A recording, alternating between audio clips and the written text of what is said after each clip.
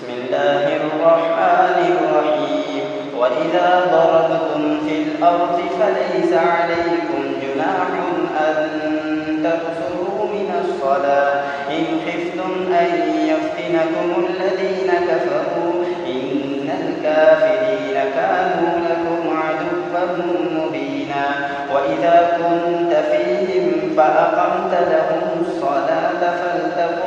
فلتقم طائفة منهم معك وليأخذوا أسلحتهم فإذا سجدوا فليكونوا من ورائكم ولتأت طائفة أخرى لم يصلوا فليصلوا معك وليأخذوا حذرهم وأسلحتهم ود الذين كفروا لو تغفلون عن أسلحتكم وأمتعتكم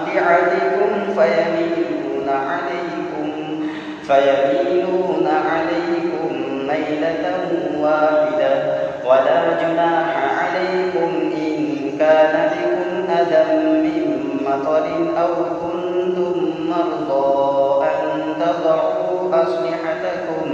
وخذوا حذركم إن الله أعد للكافرين عذابا مهينا فإذا قضيتم الصلاة فاذكروا الله قياما وقعودا وعلى جنوبكم فإذا اطمأننتم فأقيموا الصلاة إن الصلاة كانت على المؤمنين كتابا موقوتا ولا تهنوا في ابتغاء القوم إن تكونوا تألمون فإنهم يألمون كما تألمون وترجون من الله ما لا يرجون وكان الله عليما حكيما.